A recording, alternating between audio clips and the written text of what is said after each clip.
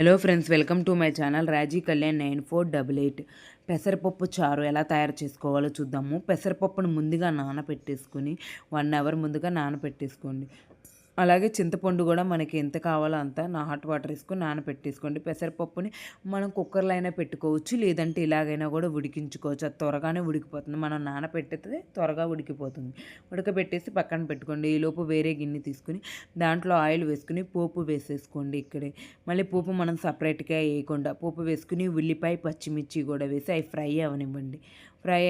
Fry అవుతుంది. ఈలోపు మనంగా చింతపండు రసం కూడా పిప్పి తీసేసి ఈ పెసరపప్పు ఉడికిన దాంట్లో వేసేసుకోండి. చింతపండు పిప్పి తీసేసి రసం వేసేసుకోండి. వేసుకున్న తర్వాత ఈలోపు టమాటా కూడా వేసి బాగా మగ్గనివ్వండి.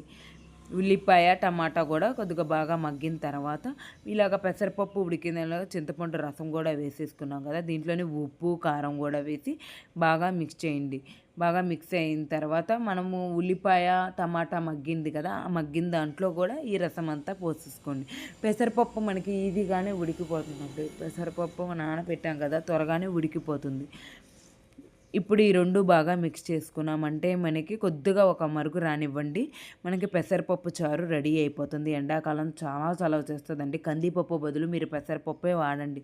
చాలా చలవ చేస్తుంది ఒంటికి. పిల్లలకైతే కంపల్సరీగా 2 డేస్కి ఒకసారి రసం పెడుతూనే ఉండండి. ఎండాకాలంకి డీహైడ్రేట్ అవ్వకండి. ఇలాగా మనం లిక్విడ్ ఉండేవే తింటే చాలా మంచిది ఈ ఎండాకాలం.